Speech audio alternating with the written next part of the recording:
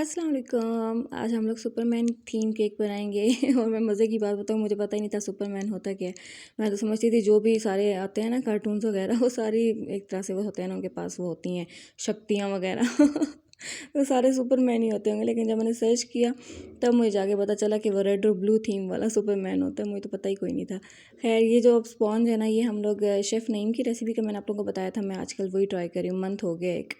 तो इसके तो शुरू से मेरे पास ना बेस्ट रिजल्ट्स आ रहे हैं। मेरा एक दिन भी ये स्पॉन्ज ख़राब नहीं हुआ। बाकी ना मेरे छोटे सारे बिलूंगड़े की हर टाइम कॉल्स आ रही होती हैं, क्योंकि वो अपनी अम्मा को तंग करता है।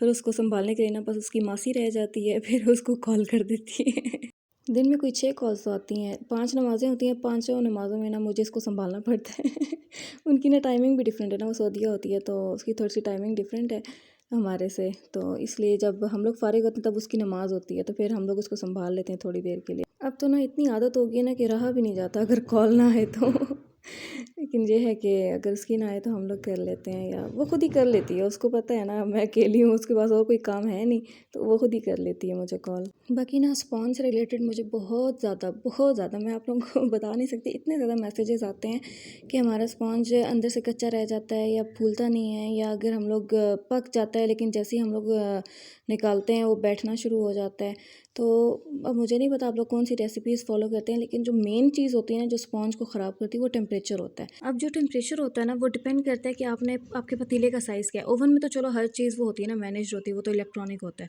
पतीले में आप लोगों को हर चीज़ खुद ही मैनेज करना पड़ता है। आप लोगों को देखना पड़ता है कि आपके पतीले का साइज़ क्या है। मेरा पतीला बहुत बड़ा है, अगर मैं उसमें मीडियम आँच में बनाऊँ ना तो मेरा केक सही से पक जाएगा। लेकिन अगर आप लोगों का पतीला स्मॉल है तो आप लोगों को बिल्कुल लो फ्लेम पे बनाना पड़ता है। और जब आप लोग प्री हीटिंग के लिए रखते हैं, उसके बाद जब आप लोग उसके अंदर स्पॉन्ज रखते हैं तो उस टाइम हीट एस्केप हो जाती है। तो आपको पहला आधा मिनट आप लोगों को उसको तेज़ आंच पे दोबारा से हीट को बीच में कैप्चर करना पड़ेगा, ताकि जो हीट एस्केप हुई है बीच में मोल्ड रखने के दौरान, तो वो वापस से कैप्चर हो जाए और आप लोगों की वापस से उसी ओवन वाले टेम्परेचर पे आ जाए। उसी चीज़ यहाँ पे ना काफ़ी ज़्यादा जो गर्ल्स हैं ना वो एग्स वाली रेसिपी यूज़ करती हैं, जो एग्स को फ्लफ़ी करके ना वो जो रेसिपी बनती है, तो वो उसमें ये होता है कि एंड पे फ्लफ़ी तो हो जाते हैं, लेकिन जो जब हम लोग एंड पे मैदा मिक्सिंग करते हैं ना तो उसमें ये होता है कि स्पॉन्ज बैटर जो होता है ना वो बैठना शुरू हो जाता है। मेरे साथ भी ये प्रॉब्लम्स आती थी, इसीलिए मैं फिर ना फज केक की तरफ मैं स्विच कर गई, क्योंकि मुझसे नहीं बनता था। मुझे ना अक्सर जब भी ज़रूरत पड़ती है ना, मुझे भाई बना के देता है, वो सही बना देता है, मुझसे नहीं बनता है। तो ये प्रॉब्लम मेरे साथ होती है कि मैं जैसे ही बैटर मिक्स करने लगती हूँ ना, मैदा जब मैं मिक्स करती हूँ तो वो बैठना शुरू हो जाता है, फिर उसकी वजह से ना वो राइस नहीं होता है, वो अंदर से सख्त हो जाता है। तो एक ये भी रीज़न हो सकती है। तीसरी चीज़, आप लोग अपने बैटर में कोई भी इंग्रेडिएंट यूज़ कर रहे हैं, आप लोगों का वो सब कुछ रूम टेम्परेचर पे होना चाहिए।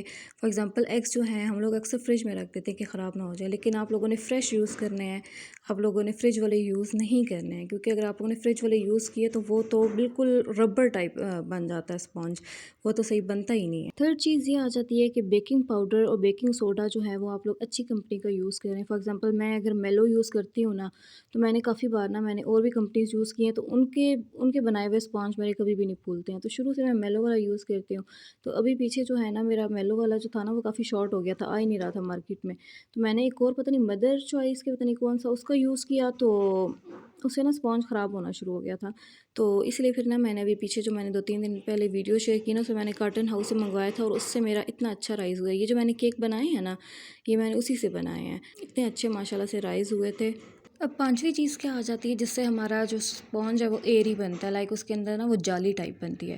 उसकी रीज़न ये होती है कि हमें जो बीच में हम लोग ड्राई इंग्रेडिएंट्स यूज़ करते हैं, हमें उसको छानना होता है, हमें उसको सीव करना होता है, ताकि उसके अंदर एक एयर प्रोड्यूस हो। और मैं तो एक ही बार करती हूँ, लेकिन अक्सर सजेस्ट करती हैं कि आप लोग 2 बार कर लें, लेकिन वो ज़रूरी नहीं होता। एक ही बार आप लोग कर लो ना तो वो बहुत ज़्यादा अच्छा होता है। और फिर बैटर को मिक्स करने के बाद आप उसको जेंटली मिक्स करो, आप उसको ज़ोर-ज़ोर से ना शुरू हो जाओ कि बस हो जा हो जा हो जा हम लोग जो बनाते हैं ना, हम लोग बीटर के बगैर वाली रेसिपी बनाते हैं, तो उसमें तो जितना ज़ोर लगाओ उतना कम है।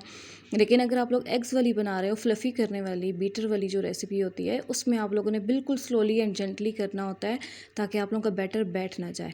तो ये एक 5वीं रीज़न मैंने आप लोगों को बताई जिससे आप लोगों का स्पॉन्ज अच्छा नहीं बनता। तो आई जस्ट होप कि अब आप लोगों की प्रॉब्लम सॉल्व हो गई होंगी। अगर नहीं हुई हैं तो आप लोग उसको समझें, उस चीज़ को समझें कि आपकी कहाँ प्रॉब्लम आ रही है। आप लोग उस चीज़ को 5-6 बार बनाएं, आप लोग उसको समझें कि ये चीज़ मेरी मेरी मिस्टेक है, मैं यहाँ पे गलती कर रही हूँ, तो वो चीज़ आप दोबारा ना दोहराएं। इंशाल्लाह होगा कि आप लोगों का भी आहिस्ता आहिस्ता ठीक होना शुरू हो जाएगा।